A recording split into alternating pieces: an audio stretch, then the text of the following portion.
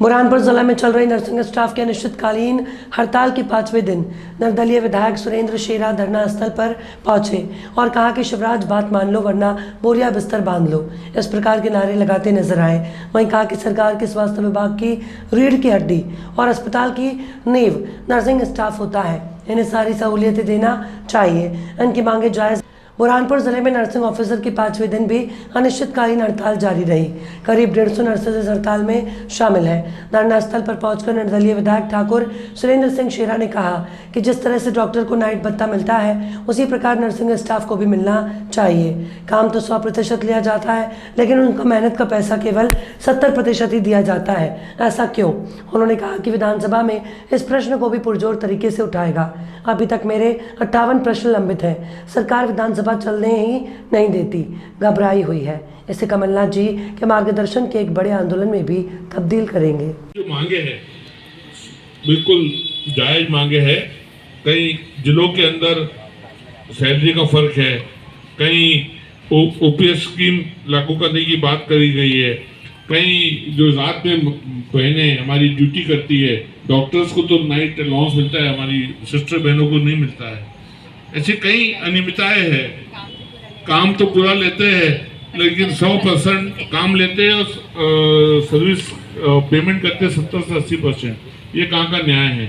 हम सब इस बात को लेकर आदरणीय हमारे जो कांग्रेस के अध्यक्ष कमलनाथ जी से मिलेंगे, बात करेंगे और इनकी सत्य है हमारी नर्सिंग बहनों की। और आप ये समझ लें कि रात में जो डॉक्टर काम करते हैं, नाइट ड्यूटी करते हैं, उनको अलाउंस मिलता है, नाइट अलाउंस। बहनों को क्यों नहीं मिलेगा? ये भी तो साथ में काम करते हैं। तो ऐसी कई काम बात है जो अनियमितताएं हैं। कुछ जो 100% काम लेते हैं और 70 से 80% पेमेंट लेते हैं। ये कहाँ का कायदा है, कहाँ का रूल है? ये जंगली कानून है, इसको चेंज करना चाहिए, ठीक करना चाहिए।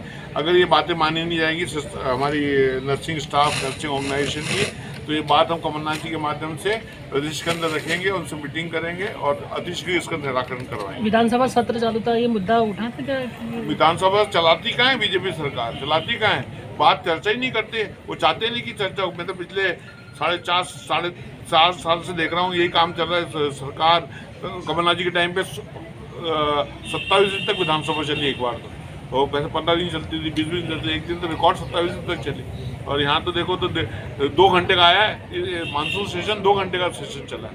मतलब कितनी हंसी की बात है, बोलने में भी शर्म आ रही है। सरकार कहेंगे भाग रही है। सरकार भाग नहीं रही, सरकार चाहती नहीं बात करना। सरकार इस मामले में चर्चा ही नहीं करना चाहती है, प्रश्नों को उत्तर देना नहीं चाहती, चर्चा ही नहीं करना चाहती। जिसके लिए हम बनाए गए विधायक वो काम पूरा होता ही नहीं हमसे। मेरे 58 क्वेश्चन अभी पेंडिंग पड़े हुए, इसमें चर्चा करनी है।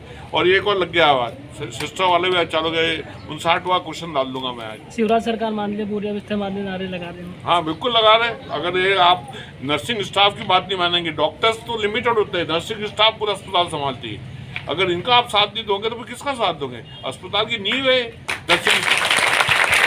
ये है तो अस्पताल है, ये है तो बड़ा से बड़ा फिजिशियन आ जाए, बड़ा से बड़ा डॉक्टर है, कुछ नहीं कर सकता। ये है तो अस्पताल चलता है। तो इनका बहुत अस्पताल की नींव है। हर अस्पताल में स्वास्थ्य विभाग की नींव है हमारी नर्सिंग बहनें और भाई लोग।